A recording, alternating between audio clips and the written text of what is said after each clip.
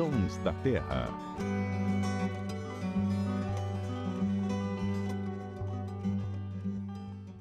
E aí, tudo bem? Nós estamos dando início a mais um Sons da Terra, um podcast produzido pela equipe do Terra da Gente, em parceria com a rádio CBN.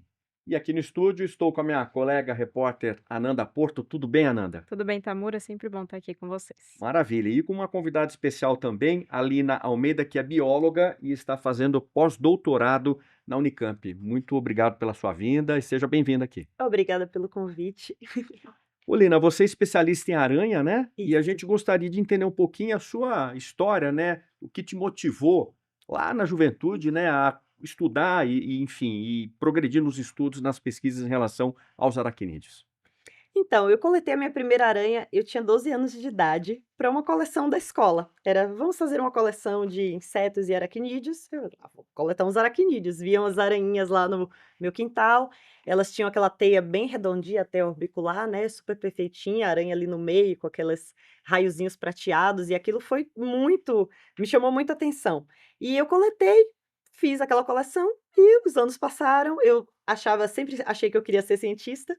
Fui para a faculdade estudar biologia. No primeiro ano, a gente fazendo um tour nos laboratórios, entrei no laboratório e me deparei com a foto dessa aranha. E eu falei assim: "Nossa, eu coletei essa aranha aqui com 12 anos de idade". E a pessoa que era responsável fez: "Nossa, que legal, vem aqui, eu tô olhando umas aranhas aqui". E aí eu fui olhar, e aí comecei a ficar curiosa sobre aqueles animais. Uma coisa que me chamava muita atenção era que tinha muitas espécies que não tinham nome, né. Então foi por isso, inclusive, que eu quis estudar essa parte de sistemática, de aprender nomes. Eu sempre achava que cientista era a pessoa que descobria coisas. Eu falava: "Nossa, eu vou descobrir aranhas novas", e tem muitas aranhas novas aí para serem descobertas. Então foi daí que começou. Agora, a gente até conversava, né, Ananda, num Uhum. outro podcast que a gente gravou aqui, Uhum. que são cerca de 52 mil espécies no mundo, é No isso? mundo descritas até o momento, se você entrar, tem um catálogo online, né, que a gente, mantém as anotações de todas as aranhas que são descritas, todos os dias publicadas, e se você entrar todo dia vai ter espécies novas, todo dia tá aumentando. Então, a gente fala 52 mil redondo, mas tá Uhum. 52.760 e vai aumentando aí todo dia.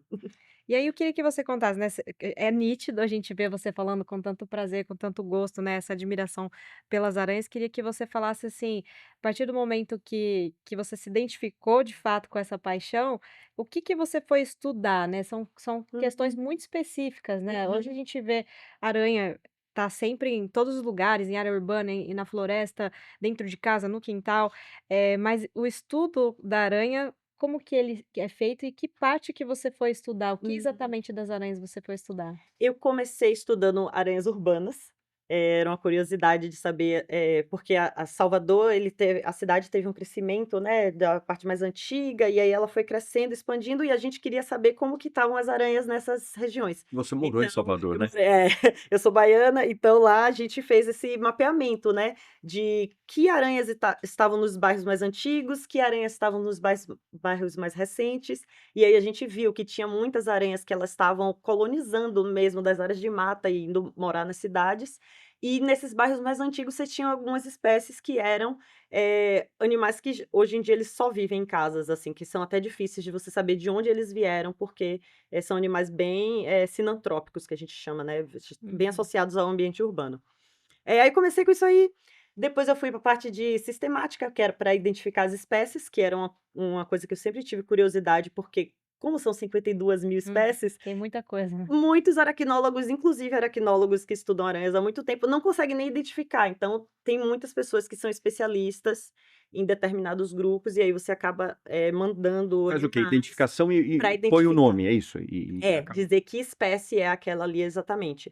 Então eu queria aprender isso, então eu fui estudar, a partir de sistemática. Aí aprendi a identificar espécies, trabalhei com alguns grupos, descrevi várias espécies novas, e aí, agora no pós-doutorado, esse é o segundo pós-doutorado que eu faço, eu vim trabalhar com evolução, que aí eu queria, agora que eu pensei: "Ah, já sei sobre taxonomia, sei quem são os bichos". E sei que eles têm várias estruturas Uhum. esquisitas e eles fazem várias coisas muito legais. Como que essas coisas apareceram, de onde elas vêm, quais que são as bases genéticas para isso acontecer. E aí o que me interessou bastante foi como que elas perdem as pernas. Então, Conta ela melhor, tá espera falando um pouquinho, conta melhor. falando com naturalidade, Você chegou aí, né? mas eu não sabia que a aranha perdia a perna, você sabia também? Não fazia ideia também. A gente conversava um pouquinho antes da gravação, né? Aham. E assim, e todas as espécies são algumas, assim, como é que é? São algumas. Elas podem perder as pernas em 4 locais diferentes, mas eles são específicos. Então, se uma aranha perde a perna aqui mais pertinho do corpo, é sempre ali, uma espécie ali. A outra espécie pode ser assim, mais pertinho da garra. Então, tem lugares específicos e aí aparece uma fratura. É uma região ali que ela é mais frágil e ela tem uma. Em alguns animais você consegue até ver uma linha assim no esqueleto e ali vai partir. Então tem vários mecanismos, que é o que eu estou estudando, de como que isso acontece. Esse seria um mecanismo de defesa dela ou para ela sobreviver? Mas como que é? É Explica de sobrevivência, que nem os lagartos fazem com as pernas, ou com a cauda, elas fazem com as pernas. Então, a parte que solta, ela continua se mexendo, é uma espécie de distração, né, para o Uhum. predador, continua se mexendo e o animal consegue Escapar. tipo, você tem 8 pernas, né, perder 1 ou 2 e fugir, sobreviver, conseguir reproduzir, é ok para eles. E aí Então, essa perna não vai regenerar, perdeu. depende. Normalmente, a maioria das aranhas elas conseguem regenerar se elas ainda tiverem mudas para fazer, se elas ainda estiverem crescendo. Então, essa regeneração acontece, ela vai crescendo ali dentro mesmo da parte amputada, né, ou a parte que sobrou, vai fazendo todas as dobras ali de esqueleto, e aí quando chega na próxima muda, aquilo ali expande que nem uma meia dobrada. Ela Uhum. E o seu Sim. estudo é uma coisa inédita, assim, tem algo novo que Sim. você vai revelar aí. Tem várias coisas novas, assim, porque, ninguém nunca olhou para essa questão nas aranhas, assim. Na verdade, os estudos que existem são para dizer, quanto que da população que perde a perna, ou quais que são os gatilhos, né, que fazem o animal perder a perna, ou se ela perdeu a perna, quanto que isso tem de impacto na Na vida vida. da aranha. A maioria deles acaba medindo isso. Mas ninguém olhou para como que acontece. Tem uma estrutura ali que permite que isso aconteça, que foram as coisas que eu consegui identificar. Ah, não, tem estruturas ali que permitem que acontece. A parte de genética, que eu também vou estudar agora esse ano. Como que está se expressando? Que genes estão, se expressando nesse momento? Tem algum um mecanismo ali genético que diz: "Ah, pode soltar"? Tem hormônio envolvido? Então essas questões ainda não têm, Resposta. respostas. E esse seu estudo estaria em que fase, assim, da caminhada, assim? Eu fiz a parte toda de morfologia, né, para ver musculatura, fiz, microtomografia, microscopia eletrônica, então a gente consegue já consegui identificar na perna onde é o local que vai partir, tem algumas Tem um local estruturas tem específico, um assim? local específico, isso. Alguns são, na parte da coxa, né, que é perto do corpo, mais pertinho do corpo, outros são na tíbia, que é mais distante, outros são na patela, que é um pouquinho, perto da tíbia também. Então tem um lugar específico, tem uma linha de fratura mais frágil e Mas vamos dizer o seguinte, então, para o público, né, leigo e Uhum. para quem está acompanhando agora. Então, quer dizer, nessa espécie que você está estudando, ela já tem alguns pontos, então, onde Isso. se acontecer alguma coisa, ela pode Ela pode soltar. desconectar, vamos Pode supor. desconectar, Ah, isso. tá. E aí tem essa rachadurinha ali, que é o que vai permitir partir. E aí, por exemplo, esse da coxa é a que é a mais comum nas aranhas, assim, até aquelas aranhas treme-treme que tem no cantinho de casa. Às vezes você cata assim, você vê que fica pernas na sua mão Solta e fácil, solta. né? E o bicho vai embora ali com 2, 3 pernas e consegue fugir. Então, nessas espécies que tem essa fratura aqui na região da coxa, eu descobri que tem uma chave fechadura ali. Então, ela tem a fratura, e aí tem uma dobrinha de esqueleto na coxa e uma dobrinha no trocânter, e quando o animal ele vai passar por esse, momento de autotomia, por exemplo, o predador segura ele, aí ele começa a balançar o corpo. Só que quando ele faz esse balanço, ele faz um engate, E que solta. entra Ah. entra o trocânter, ele consegue entrar na coxa e ele destrava ali e solta a perna. Então é uma coisa muito rápida. E esse ano eu pretendo filmar, assim, interessante. também, para fazer descrições, assim, desses comportamentos Mas que e como também é não que tem. faz pra filmar uma coisa dessa? Porque não, Opa! interessante, porque o bicho é pequenininho, né, eu digo. Uhum, uhum. Mas aí como tem maiores, até as caranguejeiras têm esse tipo de engate, então dá para fazer com Eu ia outras. perguntar isso, assim, né, você tá estudando, tudo mais, trazendo essa Uhum. novidade, mas pra gente ter uma ideia, são aranhas familiares? A gente consegue ter algum nome Sim. popular dessas aranhas que a gente saiba qual que solta a perna? Várias. Tem a treme-treme, tem a caranguejeira, tem a armadeira também consegui soltar. É que a armadeira, por ser já um bicho mais agressivo, ela Aham. acaba não perdendo, mas a de jardim, a licosa, que é a tarântula, né, elas também inclusive é um bicho que é super curioso, se você olhar no jardim, assim, ainda mais filhote, normalmente eles estão perdendo, estão com 2, 3 pernas faltando, assim, porque é muito rápido, é uma coisa assim que, evolutivamente é muito benéfico, né, você consegue soltar e você não morre. Então você se livrou ali de morrer e você vai, segue sua vida, faz mudas Isso, e você tocou nesse cresce. ponto importante, Lina, que são as mudas, quer dizer, enquanto Uhum. tiver mudas, Elas elas vão conseguem regenerando. Agora a regenerar. pergunta é: quantas mudas uma aranha faz? Depende da aranha. Tem aranha, assim, que eu acompanhei, por exemplo, Viúva Negra, fazia 7, 8 Ao mudas longo da vida ao longo dela. da vida, e aí era uma vida, assim, de machos até uns 8 meses, fêmea 1 ano e meio. Aí a fêmea acabava fazendo mais, né, mas elas faziam em torno de 45 dias, assim, estavam fazendo uma muda, então Em média, a cada 45 dias, tá. mas depende do bicho, muda é uma coisa muito variável, inclusive, estresse pode causar muda. Às vezes você captura o animal e ele se estressou ali no momento, quando você vai ver o bicho acabou de mudar, assim, então. Eu queria que você falasse um pouquinho, né, porque, quando você falou: "Ah, estou estudando o fato da aranha perder a perna", né, Uhum. parece até um pouco além de ser curioso, mas parece uma coisa muito específica, né, mas, que você falasse um pouco sobre esse propósito, de ser pesquisadora, né, como que essas pesquisas detalhadas, trazendo novidade igual você vai trazer, como que isso também agrega, né, num conhecimento geral, porque apesar Uhum. de ser uma coisa que vai mudar na vida de alguém saber que não, Uhum. mas cada detalhe importa até para um conhecimento maior e, assim, tem Evolução da ciência. exato, né, eu Sim, queria que você falasse um sim. pouquinho, né, desse lance da pesquisa em si, da importância da pesquisa, desses detalhes tão ricos, assim. Uhum. Por exemplo, identificar essas vias de sinalização, de como que o animal consegue sinalizar ali para a musculatura e que, proteínas, por exemplo, estão envolvidas nisso, você consegue traçar isso junto, por exemplo, com vertebrados. Existem vários estudos, inclusive nessa questão da autotomia, né, que é esse mecanismo de perder as pernas, relacionando com o estresse pós-traumático, quando você tem aquela dor do membro fantasma. Então são vias de sinalização que elas poderiam, ser, transpostas, né, para outros animais que poderiam ser utilizadas nos estudos com humanos. Uhum. Então são vias de sinaliza e são super desconhecidas em todos os níveis. Então, assim, eu trabalho com aranha, mas, por exemplo, os de lagartos, eles têm também bem poucos estudos, tem mais estudos da parte da morfologia, mas a parte molecular também é super pouco estudada. E vale destacar, né, que a perna apesar que você falou, né, tem 8 pernas aí, mas Uhum. é extremamente essencial pra aranha, né. Sim, sim. Então, esses estudos, que estudam impacto no fitness, sempre tem impacto, sempre tem impacto. Inclusive tem outros aracnídeos que não regeneram, por exemplo, opiliões, eles não conseguem regenerar.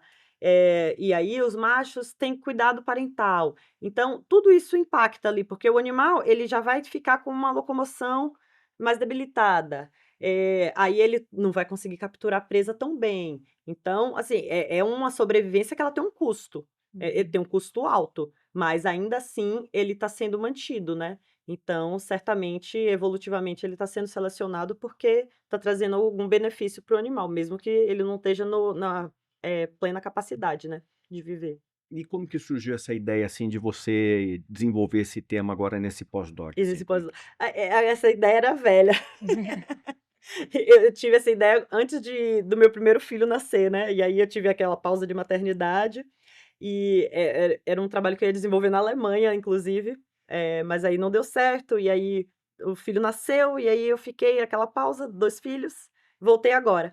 E a minha supervisora, ela trabalha com genética também, né, famílias gênicas, de cetáceos, então ela me aceitou lá no laboratório porque ela fez assim: "Nossa, como assim essa questão que é uma questão tão difundida na natureza, em Uhum. tantos animais, não está sendo estudada, né?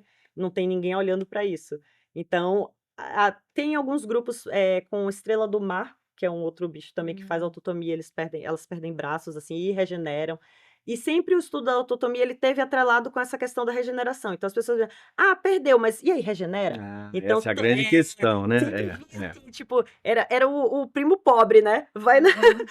Vamos, perdeu, mas e regenera? Regenera. Então as pessoas ficavam muito ligadas em como que ia acontecer a parte da regeneração. Mas ninguém ficava assim, mas como que perde? Como que você Como que se solta um dá esse pedaço? mecanismo? Tipo, o músculo, tem um músculo passando ali, tem uma fratura no músculo? Uhum. Tem, porque ele parte Tem, parecendo que passou uma navalha. Uhum. Então, tem É muita muito coisa, tem né? muita coisa Assim, para não, ser para estudada. caminhar e desse Sim. estudo ainda para outros, Para né? outros estudos, sim, sim. Descobrir se isso, são as mesmas vias em todos os aracnídeos, se a via é similar com vertebrados, porque, assim, a genética, a natureza ela é muito esperta, né, ela tem uma base ali que ela vai modificando ali em cima daquilo, né, então, às vezes você descobre uma coisa que é em aranha e quando você vai ver vários bichos eles mesmo vão, utilizando aquela mesma via para fazer, as mesmas coisas, né, então, essa questão era bem Eu queria que você falasse, retomando um pouquinho do seu começo, né, que você falou Uhum. na Bahia lá que você fez análise, né, da distribuição de Isso. diferentes ambientes, que tipo de aranha que estava. A gente consegue detectar, ah, as aranhas a gente pode dizer que elas são bioindicadoras da qualidade do ambiente, Sim. e também queria que você falasse um pouquinho desse papel ecológico que ela desempenha, né, como que você pode saber se um ambiente está empobrecido ali em relação à natureza ou não, com espécies ou falta de espécies, existe isso Uhum. também. Tem, não, tem sim, tem algumas espécies que elas necessitam de requerimentos, assim, muito específicos, né, de iluminação, umidade, complexidade estrutural, que você não vai achar no ambiente urbano, por exemplo. Então, quando você faz esses estudos para identificar bioindicadores, você consegue separar direitinho quem são as espécies que vão conseguir viver na borda da mata, quem são as espécies que estão ali na área mais preservada de todas. Tem espécies, por exemplo, tem algumas caranguejeiras que elas vivem em árvores que são gigantescas, que levaram muitos anos Uhum. e elas vivem ali debaixo da casca. Então, é um bicho que é super raro, é super difícil de achar e você só encontra naquele lugar, assim, que tá bem preservadinho. E você falando dessa quantidade, né, mais de 50, E 2.000? 52.000 Não, já é passou, desde que a gente Já, começou. aumentar.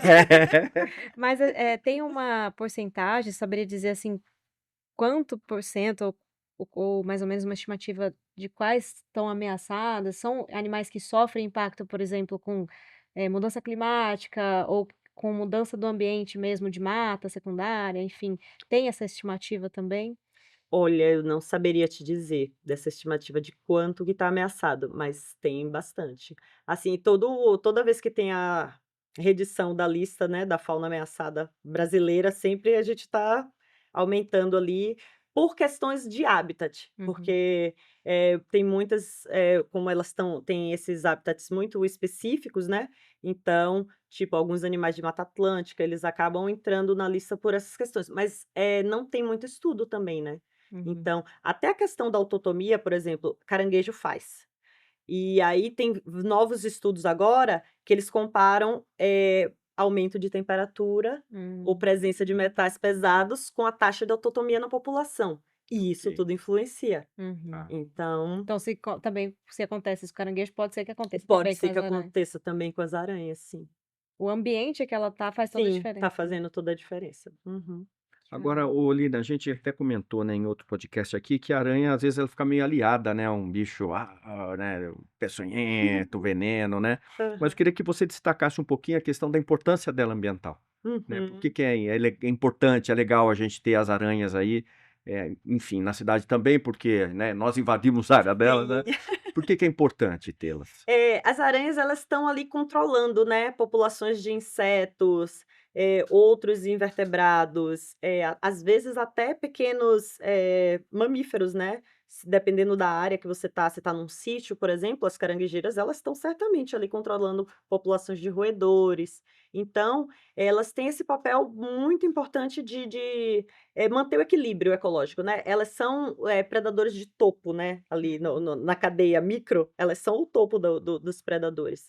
Então, elas têm muito esse papel de manter esse controle. E aí, na nossa casa, elas predam insetos, predam outras aranhas. Então, um caso, por exemplo, de uma aranha marrom, ela vai ser predada por outras aranhas. A aranha treme-treme, por exemplo, tem alguns relatos de predação dessas aranhas. Então, é sempre bom manter, porque mal não faz. Às vezes a gente acha até meio feio, assim, ter uma teia. Normalmente, quando a teia tá suja, ela tá abandonada. Então, você pode até tirar. Porque a teia nova, ela tá sempre ali bonitinha, não é um negócio assim que fica empoeirado nem nada. Então, E em relação, assim, acho que uma questão que eu achei interessante, que muita gente que às vezes não necessariamente tem medo, mas ela tem a curiosidade, igual você falou, que queria saber o nome, sim.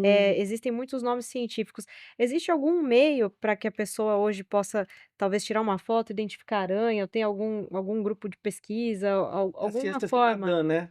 A ciência de cidadã. Porque, por relação aos exemplo, aracnídeos, né? pássaro tem, até para baleia, né? Tem. Eu acho que o mais forte é o do iNaturalist. Uhum. E aí a gente acaba sempre recebendo, né? Porque Foto. as pessoas, o amigo do amigo passa e chega na gente.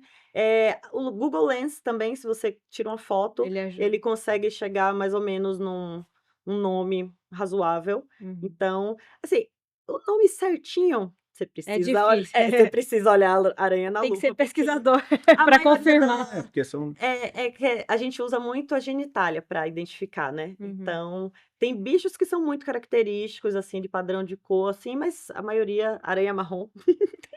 Então, a marrom, tem muita aranha que é só marronzinha, assim, então é mais difícil de você conseguir você chega numa família, assim, dá um nome Uhum. popular, mas a espécie mesmo, exatamente, é preciso olhar. E não são todas, né, também que tem esse nome popular, né? Sim, não são todas, não são Já que todas. essa diversidade, imagina, 52 nomes, É, 52 mil nomes.